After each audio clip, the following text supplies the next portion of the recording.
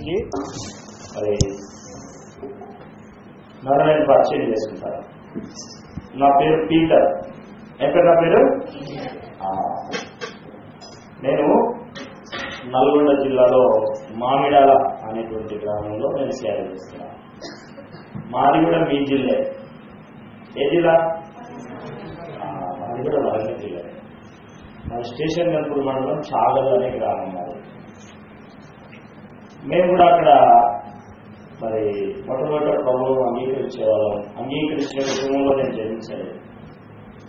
మన మరి జిల్లాలో ఎక్కువగా బయట మొత్తం వస్తుందా ఏం ఆటంకాలు ఉండవు ఆర్ఎస్ఎస్లతో. మన జిల్లాలో ఎక్కువగా మరి పూజింపబడుతున్న దేవత సమ్మక్క సారథిగా మా ఇంట్లో కూడా ఆ దేవతను మేము పూజించేవాళ్ళం. అద్భుతంగా దేవుడు మమ్మల్ని రక్షించాడు, మా కుటుంబాన్ని రక్షించాడు, ముఖ్యంగా నన్ను కూడా రక్షించాడు.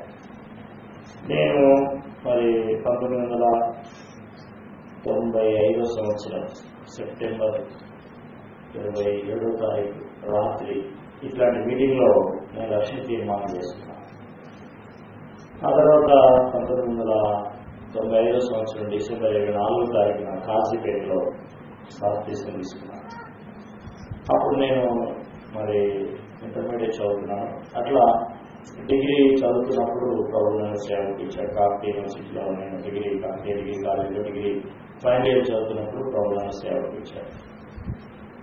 అప్పుడు నేను ప్రభు సేవకు వచ్చాను. 1999 సంవత్సరం సెప్టెంబర్ 11వ తారీఖున ప్రభు సేవకు ఇచ్చాను. ఎందుకు విషయాన్ని మాట చేస్తున్నానంటే, ప్రభువు మనల్ని రక్షించిన ఆ ఉద్దేశము అది ఎంతో గొప్పది. ప్రభు మనల్ని రక్షించి మనల్ని ఏర్పరచుకున్నాడంటే ఆయన సంకల్పం ఏదో ఒకటి ఉంటుంది అనే విషయాన్ని మనం ఎప్పుడూ మర్చిపోదు. అది పల్లెటూరైనా, పట్టణమైనా, ఇంకా వేరే ఏ గ్రామం అయినా సరే. కాబట్టి ప్రభు మనల్ని విమోచించి రక్షించినటువంటి ఆ విధానాన్ని మనం ఎప్పుడూ మర్చిపోవద్దు. ఆ విధంగానే ప్రభువు సేవించాలి. అప్పుడు మనం ప్రభు కొరకు సాక్షిగా ధైర్యంగా ప్రభు కొరకు జీవించగలం. అట్లా మన ప్రభు సేవించాలి. నువ్వు కొంచెం ముందుకు జరగవచ్చు కదమ్మా. మీరు జరగనా? ముందుకు ముందుకు రాండి. ఏమైనా వస్తున్నారు? ముందుకు సరే. ఇంకెవరన్నా వెనకాల లేట్ కావచ్చు, ఎవరైనా వస్తే వాళ్ళు కూర్చో. అక్కడ కూర్చో పక్కన. సరే, అక్కడ కూర్చో. కొంచెం కొంచెం ఎవరన్నా పొరపాటున లేట్ వస్తే వాళ్ళు కూర్చోడానికి అవకాశం. సరే, కాబట్టి దేవుడు మనల్ని రక్షించినటువంటి విధానము, దేవుడు ఏదో ఒక సంకల్పాన్ని కలిగి ఉంటాడు అనే విషయాన్ని జ్ఞాపకం చేయడానికి నేను నా చిన్న సాక్ష్యాన్ని రక్షించుకున్న విధానాన్ని నేను మీకు జ్ఞాపకం చేశాను. సరే, చూడండి. ఇప్పుడు యెషయా గ్రంథం 53వ అధ్యాయం. యెషయా గ్రంథం 53వ అధ్యాయం 6వ వచనం అందరం కలిసి చదువుతున్నాం.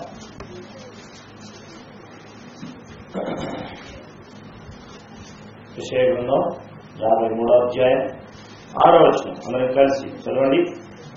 మనమందరము గొర్రెల వలె త్రోవ తప్పిపోతుంది, మనలో ప్రతి వాడును తనకిష్టమైన త్రోవకు తొలిగాడు. యెహోవా మనందరి దోషమును అతని మీద మోపెను. చదవబడినటువంటి లేఖన భాగాన్ని దేవుడు మనకి ఆశ్రయించింది కాక. నేను మీకు ఈ దినాన మనము మహబూబాబాద్లో యెష్కూరు ప్రార్థన మందిరంలో నేను చెప్తూ వచ్చాను. ఈ చదవబడినటువంటి భాగంలో 7 విషయాలు ఉన్నాయి. 7 విషయాల్లో ఉదయకాలం మనం ఎన్ని ధ్యానించాం? 3. ఏంటి చెప్పండి. 7 విషయాలు ఉన్నాయి. మనం ఎన్నిటిని చూసాం? మొట్టమొదటి దేని గురించి చూస్తూ వచ్చాము? అతిక్రమములు. తర్వాత రెండవది ఏంటి? మనకి ఇష్టమైన మార్గం. మానవుడు తనకి ఇష్టమైన మార్గంలో వెళ్ళాడు. అందుకే తనకిష్టమైనటువంటి మార్గములో తొలగిపోయాడు. సరే, ఏదైనా ఈ 3వ మాట ఏంటంటే ఇష్టమైన మార్గంలో వెళ్ళడము, తర్వాత ఒకటి త్రోవ తప్పిపోవడం. ఇప్పుడు మనం చూసే అంశం ఏంటంటే, కాంటెక్స్ట్ ఏంటంటే త్రోవ తప్పిపోవడం, మార్గం తప్పడం. ఇష్టమైన మార్గంలో వెళ్ళేది వేరు, వెళుతున్న మార్గంలో నుండి పక్కకు వెళ్ళిపోవడం వేరు. కాబట్టి ఈ మూడవ అంశం ఏంటంటే త్రోవ తప్పిపోవడం. బైబిల్లో ఒక వ్యక్తిని దేవుడికి ఉన్నతమైనటువంటి సంకల్పం ద్వారా దేవుడు రక్షించాడు. ఆ వ్యక్తి త్రోవ తప్పిపోయాడు. ఎలా తప్పిపోయాడు, మన జీవితం ఎలా ఉంది, ఆ విషయాన్ని ఇప్పుడు మనం ధ్యానిద్దాం. రండి, లూకా సువార్త 22వ అధ్యాయం. లూకా సువార్త 22వ అధ్యాయము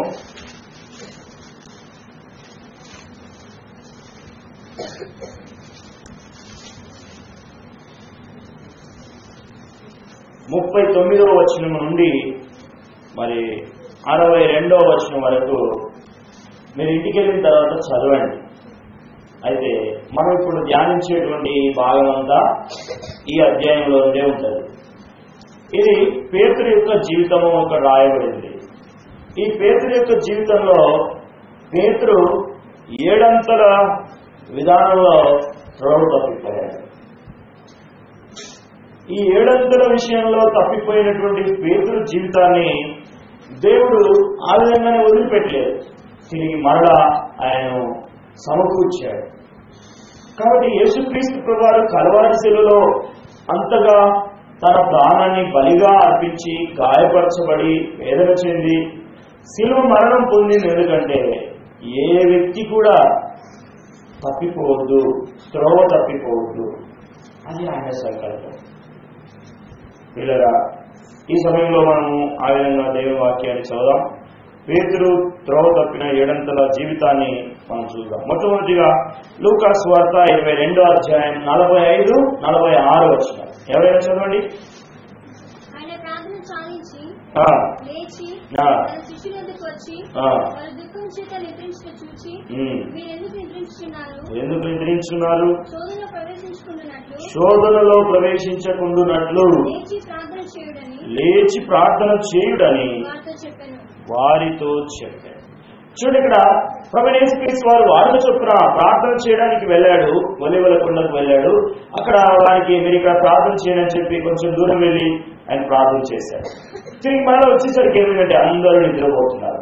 అప్పుడు ప్రభు మాట్లాడిన మాటలు, ఆయన ప్రార్థన చాలించి లేచి తన శిష్యుల దగ్గరకు వచ్చి వారు దుఃఖము చేత నిద్రించుట చూచి. పిల్లరా, ఇది మనకి ఏం నేర్పిస్తుంది అంటే, పేతురు తప్పిపోయినటువంటి విధానం మనకి ఏం నేర్పిస్తుందంటే నిర్లక్ష్య జీవితము.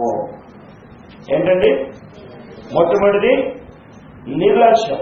ప్రభు చెప్పాడు, మీరు మెలకుగా ఉండండి, ప్రార్థన చేయండి అని చెప్తే వాళ్ళు ఏం చేశారంటే మెలకుగా ఉండకుండా వాళ్ళు నిద్రపోయారు. అంటే ప్రభు మాటను వాళ్ళు లెక్క చేయకుండా నిర్లక్ష్యంగా ఉన్నారు. ఒకవేళ అలసిపోయి ఉండవచ్చును, లేకపోతే యేసుక్రీస్తు ప్రభువారు ఆ ఆవేదన చూసి వారికి బాధ కలిగి ఉండవచ్చును. కానీ వారు దేవుని మాటను గౌరవించలేకపోయారు. నిర్లక్ష్య జీవితాన్ని బట్టి మరి వారు తప్పిపోయిన వారుగా, లేదా పేతురు త్రోవ తప్పిన వాడైపోయాడు. యెషయా గ్రంథం 5వ అధ్యాయం 24వ వచనం. యెషయా గ్రంథం 5:24.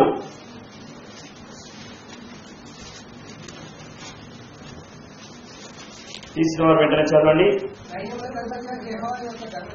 సైన్యములకు అధిపతిగా యెహోవా ధర్మశాస్త్రమును నిర్లక్ష్య పెట్టుదురు,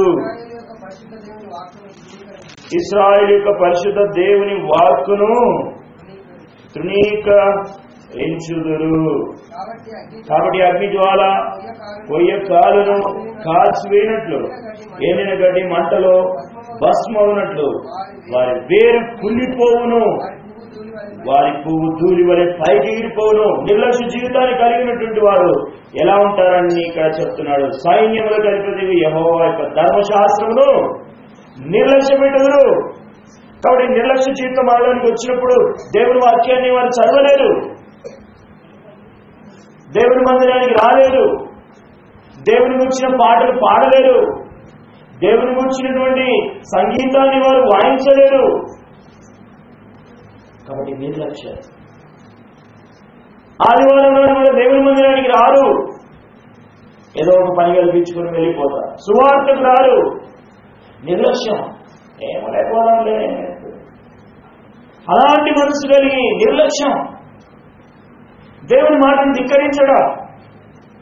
శిష్యులు వారు ఆ విధంగా పిల్లల నిర్లక్ష్య జీవితాన్ని కలిగి ఉన్నారు. కాబట్టి ఎవరైతే నిర్లక్ష్య జీవితాన్ని కలిగి ఉంటారో వారి జీవితంలో దేవుని యొక్క ధర్మశాస్త్రాన్ని అనగా దేవుని మాటను వారు నిర్లక్ష్యం చేస్తారు. కాబట్టి దేవుని మాట వినకుండా, చదవకుండా, దేవుని వాక్యాన్ని ప్రేమించకుండా వారు జీవించి చివరికి తప్పిపోయిన వారవుతారు.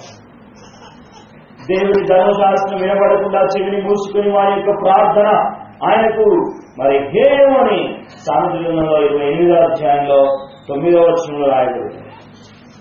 కాబట్టి ప్రియులారా, నిర్లక్ష్య జీవితం అనేది చివరికి దేవుని వాక్యాన్ని ప్రేమించడమే కాకుండా, ప్రార్థన వినకుండా చేయడం మాత్రమే కాకుండా, దేవుని రాజ్యంలోనికి వెళ్లకుండా కూడా మనల్ని ఆటంకం చేస్తుంది. 10 మంది బుద్ధి కలిగిన కన్యకలు, 10 మంది కన్యకలను గురించి మనం చూస్తే 5 మంది బుద్ధి కలిగిన కన్యకలు, 5 మంది బుద్ధి లేని కన్యకలు. 10 మంది పిలువబడ్డారు, 10 మంది ఏర్పరచబడినారు, 10 మంది మరి నిర్ణయించబడినారు, 10 మంది సిద్ధపరచబడినారు. ఈ 10 మంది పెళ్లి కుమారుని ఎదుర్కోవడానికి వెళ్ళారు. కానీ అక్కడికి వెళ్ళిన తర్వాత పెళ్లి కుమారుని రాక ఆలస్యమైపోయినప్పుడు వాళ్ళు ఏమైపోయినారు? నిర్లక్ష్యాన్ని బట్టి నిద్రించారు. తర్వాత నిర్లక్ష్యాన్ని బట్టి వారు నూనెని తీసుకొని వెళ్ళలేకపోయారు. అందుకే పెళ్లి కుమారుడు వచ్చినప్పుడు వారు రండి ఇదిగో పెళ్లి కుమారుడు వచ్చాడని కేక వేసినప్పుడు వారు దీపాలు సరిచేసుకోలేకపోయినారు, వారి సిద్ధలను సరిచేసుకోలేకపోయినారు. నూనె కొనుక్కోవడానికి సాగుకారుల దగ్గరికి వెళ్ళారు, కానీ వారి నిర్లక్ష్యాన్ని బట్టి చీకటి అయిపోయింది కాబట్టి ఇక్కడ వారికి దొరకలేదు. అందుకే పిల్లలు వారు ఏమైపోయారు? పెళ్లి విందులో పాల్గొనని వారు అయిపోయినారు. జాగ్రత్త సుమా.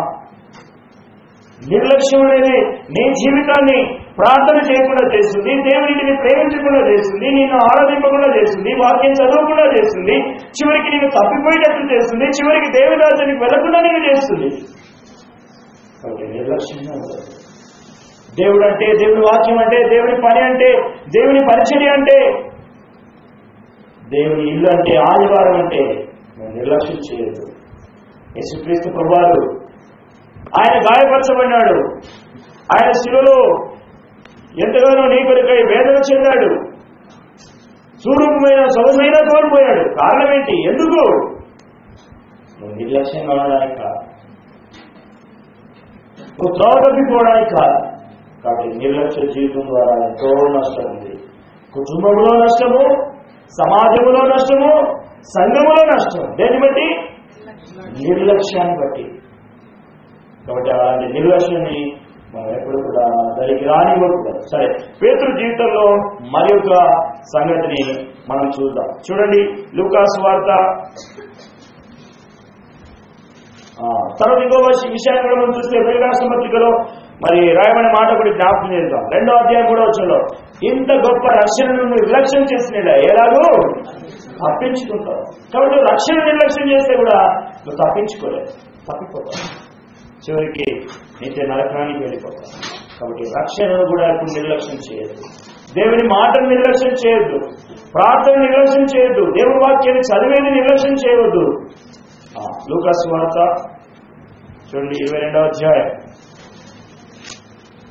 లూకా సువార్త 22వ అధ్యాయం దయచేసి చదవండి.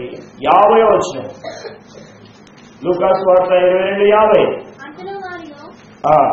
ప్రధాన యాజకుని దాసుని కొట్టి వాని కుడి చెవి తెగ నరికెను. అయితే యేసు ఈ మట్టుకు చాలుడని చెప్పి వారి చెవి ముట్టి బాగు చేసింది. చూడండి, ఇక్కడ మనం గమనించినట్లయితే యేసుక్రీస్తు ప్రభువుని పట్టుకోవడానికి సైనికులు వచ్చారు.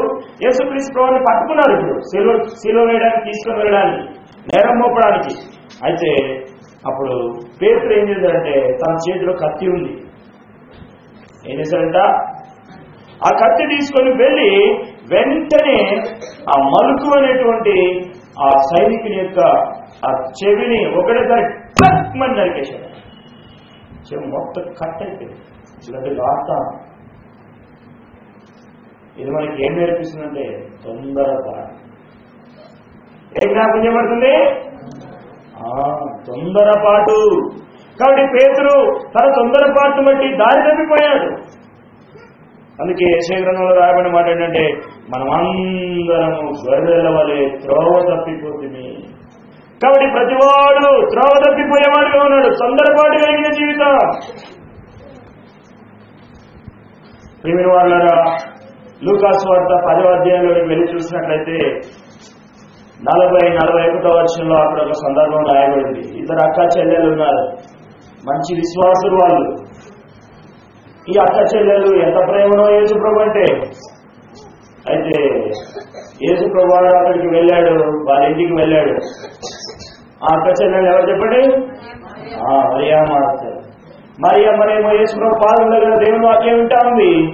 మార్తమ్మనేమో ఇంట్లో పని చేస్తా ఉంది. పని చేయాలి, గెస్ట్లు వచ్చినప్పుడు వంట వండాలి, పెట్టాలి, సేవకులను ప్రేమించాలి, కాదనడం లేదు. కానీ వీళ్ళగా దేవుని వాక్యం పైన కూడా మనసు పెట్టాలి. ఆ విధంగా వెళ్ళారు. ఇప్పుడు పాపం మరి మార్తమ్మ ఇంట్లో ఉండి ఏమేమి పని చేసిందో, ఎట్లయిందో, ఎంత స్పెషల్ చేసిందో, ఏమేమి చేసిందో, ఉల్లిగడ్డలు కొడుతుందో మరి ఎట్లా, మరి కళ్ళు బాగా వంట వండినట్టున్నాయి. వెంటనే వచ్చేసి ప్రభా ప్రభా కోపంతో దెబ్బలు పడతాయి. ప్రభా ప్రభా ఎందుకు నీకు తొందర లేదా? సహోదరి మార్త నిలబడి కూర్చొని దేవుని వాక్యం వింటాను, నేను ఇక్కడ భోజనాలు చేస్తున్నాను, నీకు అసలు పట్టింపే లేదా? ప్రభు ఏమన్నాడు? చదవండి 10వ అధ్యాయం లూకా సువార్త 40-41. మార్త విస్తారమైన పని పెట్టుకున్న చేత తొందరపడి ఆయన ఎదుకు వచ్చి, ప్రభువా నేను ఒంటరిగా పని చేయట నా సహోదరి నన్ను విడిచిపెట్టినందున నీకు చింత లేదా? నాకు సహాయం చేయమని ఆమెతో చెప్పుమనెను. అందుకు ప్రభు, మార్తా మార్తా నీవు అనేకమైన పనులు పెట్టుకుని విచారం కలిగి తొందరపడుచున్నావు, కానీ అవసరమైనది ఒకటే. చాలు చాలు. మరియా దేవుని వాక్యమును వింటా ఉంది. మార్త విస్తారమైన పనులు పెట్టుకొని ఏం చేసిందట? తొందర కలిగి. కాబట్టి అవసరమైనది ఒక్కటే అని రాయబడింది. కాబట్టి ప్రియమైన వాళ్ళరా, మనం తప్పిపోవడానికి కొన్నిసార్లు తొందరపాటు కూడా మనల్ని దేవుని మార్గం నుండి తప్పింపజేస్తుంది. తొందరపాటు ద్వారా కొన్ని కొట్లాటలు వస్తాయి, భార్యాభర్తల మధ్యలో అసమాధానం వస్తుంది, సంఘంలో కూడా కొట్లాటలు వస్తాయి. దేన్ని బట్టి? తొందరపాటు. కాబట్టి తొందరపడవద్దు. 1-2 సార్లు ఆలోచించి మాట్లాడాలి. కొన్నిసార్లు ఏదైనా పొరపాటున తొందరపడితే వెంటనే దాన్ని ఒప్పుకోవాలి. కాబట్టి ఎప్పుడైతే మనం ఆ విధంగా తొందరపాటు మనం గుర్తిస్తామో మనము తప్పిపోకుండా జాగ్రత్త పడాలి. ఆ విధంగా మరి పేతురు ఆ మలుకు అనేటువంటి వ్యక్తి యొక్క చెవిని తెగనరికేశాడు. అయితే ప్రభు కృపను బట్టి ఆ వ్యక్తిని దేవుడు బాగు చేశాడు. కాబట్టి ప్రియమైన వాళ్ళారా, రెండవది తప్పిపోవడానికి కారణం ఏం చెప్పండి? తొందరపాటు. మొదటిది నిర్లక్ష్య జీవితం, తొందరపాటు జీవితం. మూడవది చూడండి, లూకా సువార్త 22వ అధ్యాయం 54వ వచనం. వారు ఆయనను పట్టి ఈడ్చుకొని పోయి ప్రధాన యాజకుల ఇంటిలోని తీసుకొని పోయి పేతురు దూరముగా వారి వెనుక వచ్చిందను. ఇప్పుడు యేసుక్రీస్తు ప్రభువుని వారు పట్టుకున్నారు, బంధించారు, గొలుసులతో బంధించి తీసుకొని వెళ్ళారు. ఇప్పుడు పేతురు ఎక్కడ ఉన్నాడంట? దూరం నుండి వెంబడిస్తున్నాడు. ఇదేం జ్ఞాపకం చేసిందంటే ఎడబాటు. దేని జ్ఞాపకం చేస్తుంది? ఎడబాటు కలిగిన జీవితం. కాబట్టి చాలా సార్లు ప్రభువుకు వారు సమీపంగా ఉండరు, వారు దూరంగా ఉంటారు. అందుకే వారి జీవితంలో నెమ్మది ఉండదు, వారి రక్షణ స్థిరమైనదిగా ఉండదు, వారి సాక్ష్యం సరైనదిగా ఉండదు, వారి మాటలు సరైనవిగా ఉండవు. కారణం ఏంటంటే దేవునికి వారికి మధ్యలో ఏముంది? ఎడబాటు ఉంది, దూరం ఉంది. యెషయా గ్రంథంలో 26:3 రాయబడింది, ఎవరి మనస్సు నీ మీద ఆనుకొని ఉంటుందో వారిని నువ్వు పూర్ణ శాంతి గలవానిగా కాపాడు. కాబట్టి ప్రియులారా, మన మనస్సు దేవుని మీద ఆనుకోవడం అంటే ఏంటి? సమీపంగా ఉండడం, అందుబాటులో ఉండడం, ఆనుకొని ఉండడం, హత్తుకొని ఉండడం. కాబట్టి ఒక వ్యక్తి దేవుని హత్తుకొని దేవునికి అందుబాటులో ఉండి దేవునికి సమీపంగా ఉంటాడు, ఆ వ్యక్తి కాపాడబడతాడు, శత్రువు నుండి కాపాడబడతాడు, సాతాను నుండి కాపాడబడతాడు, అపవిత్రత నుండి కాపాడబడతాడు, లోకం నుండి కాపాడబడతాడు, పాపం నుండి కాపాడబడతాడు. అయితే దేవునికి నీకు మధ్యలో ఎడబాటు వచ్చిందంటే నువ్వు త్రోవ తప్పిపోతావు.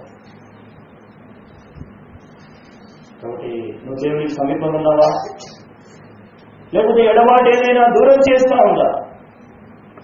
రాత్రి సమయంలో ప్రభు మనతోటి ఆయన శిలువలో చనిపోయి ఆయన ద్వారా గాయపరచబడింది. పిల్లరా, మనం దూరంగా ఉండాలని కాదు, ఆయన బొచ్చు కత్తిరించి ఆయన గొర్రెపిల్ల మౌనంగా ఉన్నది, మనం ఎడబాటు కలిగి ఉండాలని కాదు, మనం ఆయనకు సమీపంగా ఉండాలని ప్రభు కోరుతున్నాడు. మనం ఆయనకు దగ్గరగా రావాలని దేవుడు కోరుతున్నాడు. కీర్తనలు 94:14 దయచేసి చదవండి. 94 కీర్తన 14 వచ్చిన, యెహోవా తన ప్రజలను ఎడబాసేవాడు కాదు, తన స్వాస్థ్యమును విడనాడువాడు కాదు. చూసారండి, దేవుడు మనల్ని విడనాడడు, కానీ మనమే దేవుని విడనాడుతుంటాం. దేవుడు మనల్ని ఎడబాసేవాడు కాదు, కానీ మనమే దేవుని ఎడబాస్తాం. అప్పుడు ఏమంటాం? మళ్ళీ దేవుడు మనకి ఏం మేలు చేశాడు అనుకుంటాం. కాబట్టి ప్రియమైన వాళ్ళరా, మనం జాగ్రత్త కలిగి ప్రభువుని సేవించాలి. ప్రభుకు దూరంగా వెళ్ళిపోదు. పేతురు దూరం నుండి ప్రభువుని వెంబడించాడు. కాబట్టి నువ్వు ఏదో ఎప్పుడో ఒకసారి, దూరం అంటే ఎప్పుడో, ఆదివారం నాడు మందిరానికి వస్తే మళ్ళీ ఆదివారమే, సంఘ ప్రార్థన లేదు, ఉపవాస ప్రార్థన లేదు, రాత్రి ప్రార్థనకు రాదు. ఆదివారం కూడా ఒక ఆదివారం వస్తే మళ్ళా నెల రోజుల్లాగా రానేరా. కొన్నిసార్లు ఆ బైబిల్ తీసుకొని వెళ్ళి ఆ గూట్లో పెడితే దుమ్ము బట్టి ధూళి బట్టి పోతుంది. మళ్ళీ ఆదివారం వచ్చినప్పుడు దాన్ని తీసి ఇట్లా ఇట్లా కొట్టి దులిపి కమ్మమే ఏదో బట్ట పెట్టి దులుపుకొని వచ్చే వాళ్ళు ఉన్నారు. కారణం ఏంటంటే ఎడబాటు, దూరం. దేవునికి సమీపంగా ఉండే వ్యక్తి ప్రతిరోజు దేవుని వాక్యాన్ని చదువుకుంటాడు, దేవుని మందిరానికి వస్తాడు, ప్రార్థనకు వస్తాడు. ఆదివారం నాడు పనికి వెళ్ళడు. దేవునికి సమీపంగా ఉండేటువంటి వ్యక్తి రేపు జీవితం. పిల్లరా, ఆ విధంగా మనము ప్రభువును సమర్పించుకోవాలి, సమీపంగా రావాలి. అదే మనకు ఆశీర్వాదం, దీవెన. తర్వాత చూడండి 4 లూకాసు వార్త 22:55 వచ్చింది.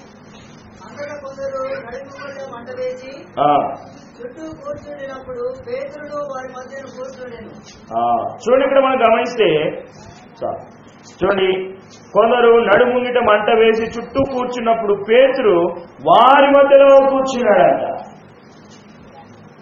కాబట్టి యేసుప్రభువుని వాళ్ళు తీసుకుని వెళ్ళారు. అక్కడ ఉన్నటువంటి వాళ్ళందరూ ఎవరండి? యేసుక్రీస్తు ప్రభువుకి వ్యతిరేకమైనటువంటి మనుషులు ఉన్నారు. యేసుక్రీస్తును దేవుడిగా గుర్తించని ప్రజలు ఉన్నారా? అక్కడ మంట వేసుకుని ఏం జరుగుతుందో చూద్దాం. ఇంకో రకంగా చెప్పాలంటే వాళ్ళు దేవుడికి వ్యతిరేకంగా సాక్ష్యం ఇచ్చేటువంటి ప్రజలు ఉన్నారు. వాళ్ళు మంట వేసుకుని అక్కడ కూర్చున్నారు. పేతురు వెళ్ళి అడుగుతున్నాడు, వారి మధ్యలో కూర్చున్నాడు. ఇది మనకి ఏం నేర్పిస్తుందంటే దుష్టులతో ఉన్న సహవాస జీవితాన్ని జ్ఞాపకం చేస్తారు. కాబట్టి పేతురు ప్రభువుకు వ్యతిరేకంగా ఉన్నటువంటి వారితో సహవాసం కలిగి ఉండడానికి వెళ్ళాడు, కూర్చున్నాడు. కాబట్టి చాలాసార్లు దేవుని పిల్లలు ప్రభువుని ఎరగని వారితో ఉండే సహవాసమును బట్టి వారు తప్పిపోయేవారుగా ఉంటారు, త్రోవ తప్పేవారుగా ఉంటారు. అందుకే మొదటి కీర్తన మొదటి వచనంలో ఏం రాయబడింది? దుష్టుల ఆలోచన చెప్పున నడవక, పాపల మార్గంలో నిలవక, అపహాసకులు కూర్చున్న చోటను కూర్చుండక. కాబట్టి మనం కూర్చునే చోటు కూడా మనం జాగ్రత్త కలిగి ఉండాలి. కాబట్టి పిల్లరా, ఆ విధంగా దుష్టులతో సహవాసాన్ని కలిగి ఉండకూడదు. అనగా దేవుని ఎరగనకుండా పాపములో, అపవిత్రతలో, దుష్టత్వంలో, చెడు జీవితంలో ఉన్నటువంటి వారితో మన సహవాసం ఉండకూడదు. మనం దేవుని పిల్లలతో సహవాసం కలిగి ఉండాలి. దేవుని ప్రజలతో మన సహవాసం ఉండాలి. దేవునితో మన సహవాసం ఉండాలి. మొదటి రాష్ట్రపతిగా 1వ అధ్యాయం 3వ వచనం రాయబడింది, మన సహవాసం అయితే మన ప్రభువైన యేసుక్రీస్తుతో కూడాను, ఆయన కుమారుడైన యేసుక్రీస్తుతో కూడాను, తండ్రితో కూడా మన సహవాసం ఉన్నది అని రాయబడింది. కాబట్టి నీ సహవాసం ఎవరితో ఉంది? నీ సహవాస జీవితంలో నువ్వు ఎవరితో సహవాసం చేస్తున్నావు? 6 నెలలు సహవాసం చేస్తే వాడు వీడైతాడంట, వీడు వాడైతాడు. మంచి విశ్వాసం ఆయన. మొట్టమొదటి ఎంత మంచివాడు ఉండే ఆయన. ఇప్పుడు అంతా మందిరానికి రావడం లేదు, ఆరాధన చేయడం లేదు, అన్ని అలవాట్లు అయిపోయాయి ఆయనకు. కారణం ఏంటి? ఎందుకయ్యా అలవాట్లు? సహవాసము. కాబట్టి పిల్లరా, యేసుక్రీస్తు ప్రభువారు ఆయన గాయములు పొంది శిలువ మరణములు పొందినటువంటి ఆ యేసుక్రీస్తు ప్రభువారు పిల్లరా, నువ్వు దేవుని సహవాసముల నుండి తప్పిపోవాలని ఆయన ఈ దినాన మన కొరకే అంత శ్రమను అనుభవించలేదు. కాబట్టి నీ సహవాసము దేవునితో కూడా, ఆయన ప్రజలతో కూడా ఉండాలి. అపోస్తుల బోధ ఎందును, సహవాసం అందును, రొట్టె విడిచేందును, ప్రార్థన చేయడం ఎడతెగక ఉండాలి. కాబట్టి దేవుడితో ఉండే సహవాసము నీకు, నాకు, మనందరికీ ఎడతెగనిదిగా ఉండాలి. అదే మనకు ఆశీర్వాదం. పిల్లరా, ఆ విధంగా మనం దేవునితో ఉండే సహవాసమును ప్రభుతో మనం కలిగి ఉండాలి. మొదటి కొరింథీయులకు రాసిన పత్రిక 15వ అధ్యాయంలో 33వ వచనం రాయబడింది, దుష్ట సాంగత్యము మంచి నడవడిని చెరుపును. కాబట్టి దుష్ట సాంగత్యం అనేది మంచి నడవడిని చెరుపు వేస్తుంది. కీర్తన 1:6లో రాయబడింది, దుష్టుల మార్గము ఎక్కడికి నడుస్తుందట? నాశనము. చదవండి మాట 1:6.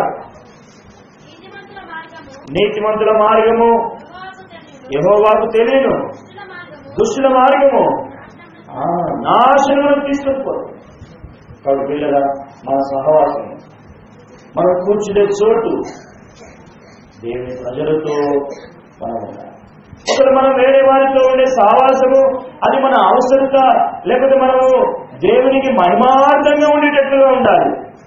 అంతేగాని లోకములో అపవిత్రమైన వారితో సహవాసం చేసి, అపవిత్రమైన వారితో ఉంటూ, అపవిత్రమైన పనుల్లో పాల్గొనకూడదు.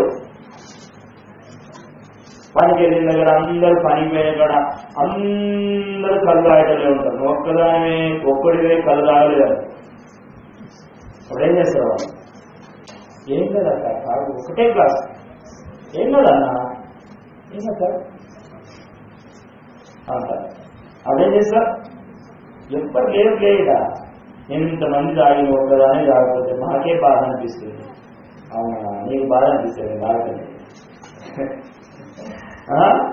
ఆ విధంగా వాటితో ఉండే సహవాసంలో కొన్నిసార్లు మనకు శత్రువు మనల్ని పడద్రోయడానికి ప్రయత్నిస్తారు. అయితే మనం చాలా జాగ్రత్తగా ఉండాలి. అది మనకు ఆశీర్వాదం. మన ఆత్మీయ జీవితం మనం త్రోవ తప్పిపోకుండా ఉండడానికి మనకు కారణమవుతుంది. ఆ విధంగా లేదా మనల్ని మనం ప్రభువుకు అప్పగించుకొని దేవుని మార్గంలో మనం వెళ్ళాలి. చూడండి, 5వదిగా లూకా సువార్త 22వ అధ్యాయం 57వ వచనం. అందుకు పేతురు, అమ్మాయి నేను అతనిని ఎరుగననేను. చూడండి, ఇక్కడ అక్కడ కూర్చుండగానే ఒక చిన్న దగ్గరకు వచ్చింది. వచ్చి ఏమన్నది? ఆ చిన్నది ఏమన్నదంటే, అతడు కూర్చున్నటువంటి అతన్ని చూసి తేరి చూసి, వీడు కూడా చిన్న పిల్ల అంట. ఏమంటుంది? వీడు కూడా. పేతురేమో పెద్దోడు, ఆ పాపనేమో చిన్నది. వీడు కూడా అతనితో ఉన్నవాడే. చిన్న పెద్దలు ఏం మాట్లాడుతున్నారు అంటే బాగుండేది కదా, అదే జ్ఞానంగా మాట్లాడి తప్పుకుంటే బాగుండేది. కానీ ఏమన్నాడు? అమ్మాయి చెప్పండి, నేను అతన్ని ఇది మనకి ఏం తెలియబడుతుందంటే అబద్ధ జీవితం. కాబట్టి అబద్ధం ఆడడం పేతురుకు తెలియదా? యేసు ప్రభువు ఎవరో తెలియదా? మరి ఎందుకన్నాడు అట్లా? అబద్ధం ఆడేస్తాడు. కాబట్టి పిల్లరా అబద్ధాలు ఆడతారు కొందరు. వాళ్ళ లోకం అంటారు కదా, అబద్ధం ఆడినా కూడా అది నచ్చుండాలి. గార్నింగ్ చేస్తారు కదా, గార్నింగ్ చినిగిపోయిన వాటికి. ఎందుకంటే ఇక అది చేస్తే కొంచెం అక్కినట్టే ఉంటుంది అన్నమాట. కుడితే ఏమవుతుంది, బయటికి కనిపిస్తుంది. అట్లా అనమాట వాళ్ళ పూత ఎట్లుంటుందంటే ఆ గార్నింగ్ అంటే గార్నింగ్ చేసినట్టే ఉంటుంది అనమాట. సేమ్ క్లాత్, అసలు ఆ దారం కూడా కనబడదు. ఎంత మంచి అబద్ధం అంటే పచ్చి అబద్ధం అని చెప్తారు కదా, అట్లా అబద్ధాలు ఆడతారు. అబద్ధాలు ఆడి మోసం చేసి సంపాదించి టక్కర జీవితం, అబద్ధాలు, అన్యాయము. కాబట్టి కదా దేవుడు ఏం చేశాడు, నాకు తెలియదు ప్రభు అని చెప్పాడు. అబద్ధ జీవితం మన జీవితంలో పిల్లరా మరి అబద్ధాలు ఆడకుండా మనం జాగ్రత్త పడాలి. ఎఫెసీ రాసిన పత్రిక 4:25 ఎఫెసీ 4:25 త్వరగా చదవండి.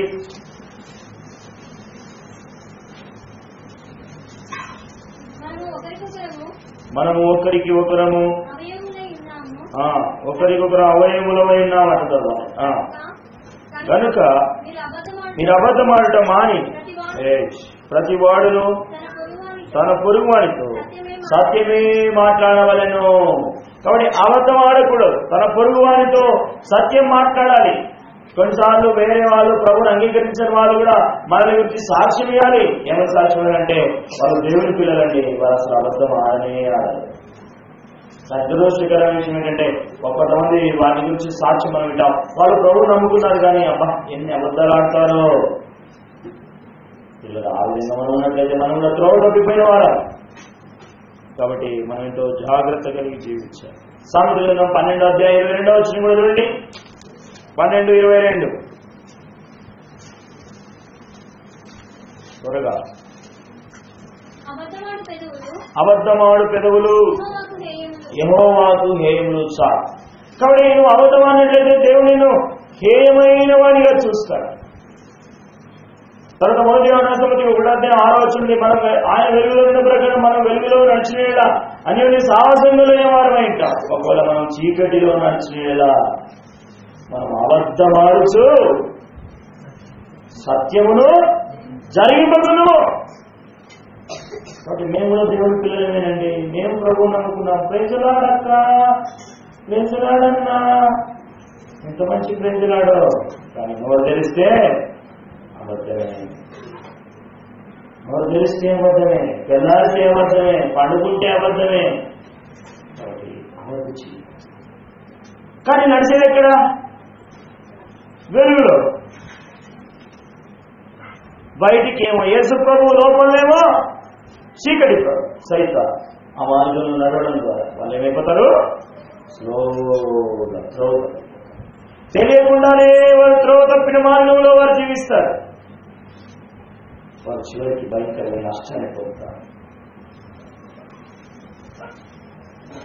వారు ఎలాంటి వారైనా సరే ప్రభువాని నామంలో మేము దయ్యములను వెలుగువేశాం, ప్రభువాని నామంలో అద్భుతాలు చేశాం, ప్రభువాని నామంలో ఇంకా గొప్ప కార్యాలు చేశాం, మేము మందిరం కట్టాం, మేము సమర్పించుకున్నాం, ₹1,00,000 ఇచ్చిన నేను 30,000 ఇచ్చిన, 70,000 ఇచ్చిన ప్రభావ నీ కొరకు నేను ఎన్నో చేసిన ప్రభావ ఏమంటాడు? అక్రమము చేయవారు లేకపోతే అబద్ధమాడువారులారా మీరెవరో నాకు తెలియదు, నా ఇద్దరుండి వెళ్ళిపోండి.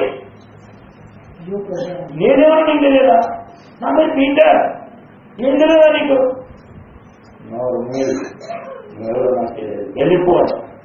ఎంత ఎలా చేస్తుందో కదా అప్పుడు, ఎంత దుఃఖపడాల్సి వస్తుందో కదా అప్పుడు. జాగ్రత్త సుమా. యేసయ్య ఇది నా సిలువలో చనిపోయినాడని లోకమంతా జ్ఞాపకం చేసుకుంటున్నారు, మనం కూడా జ్ఞాపకం చేసుకుంటున్నాం. అయితే ప్రేమైన వాళ్ళ మన కొరకు యేసయ్య ఆ విధంగా సిలువ మరణం పొందింది. మనం అబద్ధాల జీవితాల్లో ఉండాలి, ఇంకా సత్యములో ఉండాలని ప్రభు కోరుతున్నాం. 6వదిగా చూడండి, లూకా సువార్త 22వ అధ్యాయం 58వ వచనం. 58 మరికొంతసేపటికి మరి ఒకడు అతన్ని చూచి నీవును వారిలో ఒకడివనగా పేతురు పోయి నేను కానను. చూడండి ఇక్కడ చూస్తే మళ్ళీ కొద్దిసేపటికి మరలా ఒకడు వచ్చేసి నువ్వు కూడా అతనిలో ఉన్నటువంటి వాడు, నువ్వు కూడా ఒకరివే అని నేను కానీ కాదు, నేను కానీ కాదు. కొన్ని అబద్ధం ఆడతారు. తర్వాత ఏం చేస్తారు తెలుసా? అమ్మతోడు చేయలేదు కదా, ముట్టు పెట్టుకోవడం అన్నమాట. అబద్ధాన్ని స్థిరపరుచుకునే జీవితం. అబద్ధం ఆడడం వేరు, తర్వాత అబద్ధాన్ని నిజమని నమ్మించడం వేరు. కొంతమంది అబద్ధం ఆడి ఇతరులకు నష్టం కలిగించి తర్వాత వాళ్ళు ఏం చేస్తారంటే అబద్ధాన్ని నిజమని నమ్మించే చాకచక్యాన్ని కలిగి ఉన్నవారు. పేతురు అలాంటి జీవితాన్ని కలిగి ఉన్నారు. అబద్ధాన్ని స్థిరపరచుకోవడం పిల్లలు ఆ విధంగా మనం ఉండకూడదు. మొదటి తిమోతి రాసిన పత్రిక 4వ అధ్యాయం 1వ వచనం చదవండి. మొదటి తిమోతి 4:1.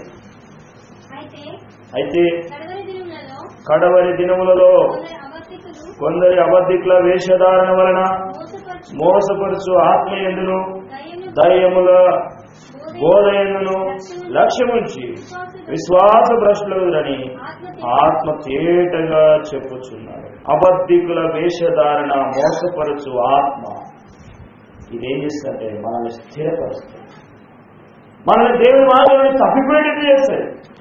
కాబట్టి పిల్లరా, ఆ విధంగా మనం ఉండకుండా జాగ్రత్త పడాలి. ఈ అబద్ధాన్ని మనం స్థిరపరచుకోవాలి. ఒకవేళ పొరపాటున అబద్ధం ఆడారనుకోండి, తప్పిపోయారనుకోండి, వెంటనే అవును నేనే అలా చేశాను, అలా మాట్లాడాను, పొరపాటయ్యాను అని సరి చేసుకునే వారుగా ఉండాలి. అమ్మతోడు, అయ్యతోడు, నాయనతోడు అసలు నేను గానే కాదు అని చెప్పేసి దేవుడికి వ్యతిరేక్తంగా మరొక తప్పును, అబద్ధాన్ని మనం తప్పిపుచ్చుకో, తెచ్చిపెట్టుకో. ఆ విధంగా మనల్ని మనం జాగ్రత్త పరుచుకొని ప్రభువును సేవిస్తూ ప్రభు కొరకే, ప్రభు రాజ్యం కొరకే మనము ముందుకు వెళుతూ రావాలి. అదే మనకు దీవెన, ఆశీర్వాదం. లేకపోతే మనం నష్టపోయేవారుగా ఉంటాం. తర్వాత చూడండి 7వదిగా లూకాసు వార్త 22వ అధ్యాయం 60వ వచనం. లూకాసు వార్త 22:60. అందుకు పేతురు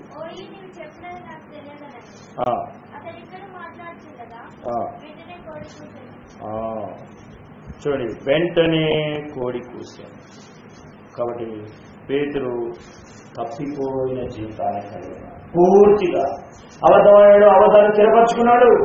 ఇక అప్పటికి అయిపోయింది. వెంటనే కోడి కూశాడు అంటే పూర్తిగా తప్పిపోయాడు. తప్పిపోయిన జీవితం, త్రోవ తప్పిన జీవితం. అందుకే ప్రభువైన యేసుక్రీస్తు వారు 6వ వచనం ఉంది, మనం అందరము గొర్రెల వలె త్రోవ తప్పిపోతుంది. అందుకే యేసయ్య ప్రియులరా ఈ దినాన ఆయన ఎంతగానో వేదన చెందాడు, ఎంతగానో శిలువ మరణం పొందాడు, గాయపరచబడ్డాడు, ముఖం మీద మూవేయబడింది. ఆయన ఎంతగానో మన తప్పిపోయిన జీవితాన్ని తిరిగి సమకూర్చడానికి, మనం తప్పిపోయిన జీవితాన్ని తిరిగి కాపాడడానికి ప్రభు మన కొరకే శిలువలో తన ప్రాణాన్ని బలిగా అర్పించాడు. దేవుడు ఎంత ప్రేమ గలవాడంటే ఈ 7 అంతల విషయంలో తప్పిపోయినటువంటి పేతురును ఆయన చూశాడు. చూసి ఏం చేశాడండి చూడండి 61వ వచనంలో, అప్పుడు ప్రభు తిరిగి పేతురు వైపు చూచెను. 62వ వచనం, వెలుపలికి పోయి సంతాపపడి ఏడ్చాడు. కాబట్టి ప్రేమ కలిగిన దేవుడు ఆయన వైపు చూశాడంట, పేతురు వైపు చూశాడు. కాబట్టి రాత్రికాల సమయంలో ఇంకా నువ్వు 7 అంతల విషయంలో తప్పిపోతున్నావేమో, నిర్లక్ష్య జీవితాన్ని బట్టి, తొందరపాటు జీవితాన్ని బట్టి, దేవునికి ఎడబాటు కలిగిన జీవితమును బట్టి, అదేవిధంగా మరి నీ సహవాసము దేవుని ఎరగని వారితో, పాపులతో, అపవిత్రులతో ఉండే సహవాస జీవితాన్ని బట్టి, అబద్ధ జీవితాన్ని బట్టి, అబద్ధ జీవితంలో స్థిరపరచుకునే జీవితాన్ని బట్టి, తప్పిపోయిన జీవితాన్ని బట్టి నువ్వు ఇంకా పాపులోనే ఉన్నావేమో. అయితే ప్రభువుని వైపు చూస్తున్నా, నా కుమారుడా, నా కుమార్తె, నువ్వు తప్పిపోవడం నాకు ఇష్టం లేదు. కానీ ప్రభు ఆ విధంగా తన వైపు చూసినట్టుగానే ఈ రాత్రి సమయంలో నీ వైపు చూస్తున్నా, నిన్ను రక్షించాలని కోరుతున్నాడు, నిన్ను కాపాడాలని కోరుతున్నాడు, నిన్ను తిరిగి సమకూర్చాలని కోరుతున్నాడు. వాడు ఎవరైనా సరే ఈడంతల విషయంలో ఎక్కడెక్కడో తప్పిపోయావో ప్రభు దగ్గరికి రా, ప్రభు నడుగు.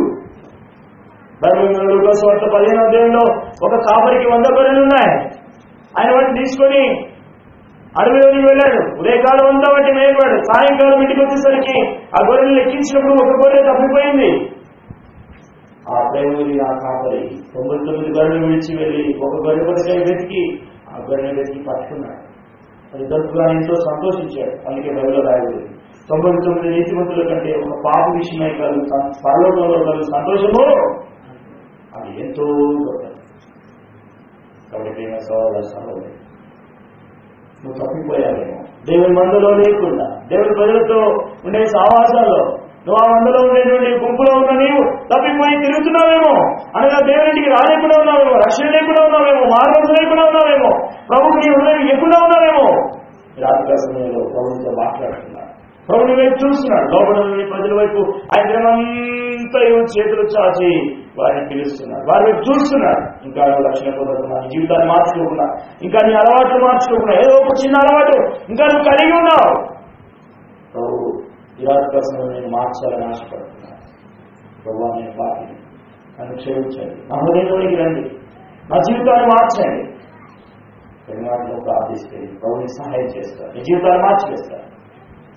అడగలవా? యేసు ప్రభు పాపని అడిగినట్లయితే ఆయన నేను క్షమిస్తాడు. యేసు రక్తం ప్రతి పాప నుండి కడిగి వాళ్ళని పవిత్రంగా చేస్తుంది, నిత్య జీవానికి వారసురాలుగా చేస్తుంది. కాబట్టి ఇదే రక్షణ జనానికి అనుకూలమైన సమయం. ఇంతలో రక్షణ నిర్లక్ష్యం చేస్తే ఎలా తప్పించుకోలేస్తున్నాం. యేసుక్రీస్తు వారిని అంగీకరించి మారుమూసుకొని జీవితాన్ని మార్చుకొని ప్రభుకు అప్పగించుకొని జీవిస్తే ప్రభుని సహాయం చేస్తాడు. ప్రభు వాక్యం దీవించుగా ప్రార్థన చేసుకుంటాం. మోకరించండి, కళ్ళు మూసుకోండి, అందరూ ప్రార్థనలో ఉండండి. కళ్ళు మూసుకోండి, అందరూ ప్రార్థనలో ఉండండి. మనం ప్రభు సమర్పించుకున్నాం. త్రోవ తప్పిపోయిన వారు రాత్రి సమయంలో ఎక్కడైనా త్రోవ తప్పిపోయారు, ఏ అలవాట్లు ఉన్నారో ప్రభు గారికి క్షమాపణ వేడుకొని తీర్మానం చేసుకొని ఇక్కడికి వెళితే దేవునికి సహాయం చేశారు. ప్రార్థన చేశారు.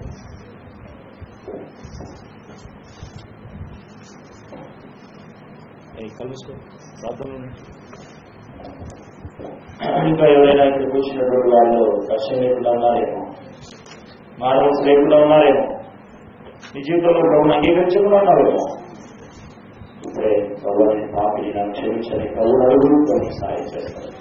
విశ్వాసమైంది కూడా ఇంకా నీలో నిర్లక్ష్యం ఉండేమో, దేవునికి వచ్చే విషయంలో, ప్రార్థన చేసే విషయంలో, వాక్యం చదివే విషయంలో ఎక్కడైనా తక్కుతున్నావో, వారి అబద్ధాలు ఉన్నాయో, అబద్ధాలు స్థిరపరుచుకుంటున్నావో, నిర్లక్ష్య జీవితాన్ని కలిగి ఉన్నావో, దేవునికి దూరంగా ఉంటున్నావో, జాగ్రత్త. పౌరుని వైపు చూస్తున్నాడు, నేను సమకూర్చాలని దేవుడు ఆశపడుతున్నాడు. అవునా, నేను చాలా కాలం మీకు దూరంగా ఉంటున్నా, మీ ఇంటికి రాలేని వాడుగా ఉన్నా, నీతో సావాసం లేదు, నాకు నా సావాసం వేరే ఉంది, నేను కూర్చునే చోటు వేరే ఉంది. కాబట్టి ప్రభావం క్షమించండి, నా హృదయంలోకి రండి ప్రభావం, తిరిగి నన్ను సమకూర్చండి. మీరు నా కొరికే తెలుగులో ఎంతగానో గాయపరచబడ్డారు, వేదొచ్చేశారు. ప్రభావాన్ని స్తోత్రం ప్రార్థన చేసుకోండి, ప్రభుకి సహాయం చేస్తారు. విశ్వాసమైన ఆ విధంగా మీ హృదయంలో ఒక తీర్మానం చేసుకుని ఇదే నుండి ప్రభుత్వం సాక్షి పెట్టడానికి ఇష్టపడండి. ఇంకా ఎవరైనా మార్గం లేకుండా, రక్షణ లేకుండా, పాపశోభ లేకుండా అందరికి వచ్చి వెళ్తూ తప్పుడు త్రోవలో ఉన్నవారు ఎవరైనా ఇక్కడ ఉన్నారేమో, ప్రభుత్వ ఆత్మీయంలో నేను మార్చి సరైన మార్గంలో, సరైన త్రోవలో, ఆయన త్రోవలో ప్రభు నేను రక్షించాలని నీవైపు చూస్తున్నాను. ప్రభుత్వాన్ని పాపని నిర్మాణం ప్రార్థించుకోండి.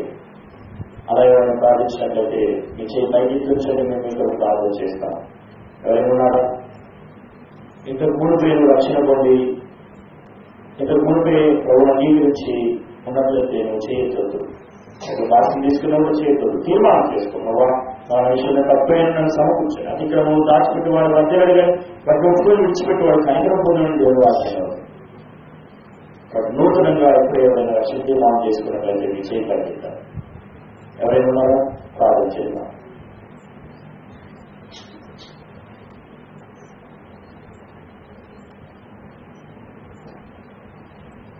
ప్రభువాన్ని పాపిని నన్ను క్షమించని రెండు మాటలు ప్రార్థిస్తే ప్రభుని సహాయం చేస్తాడు.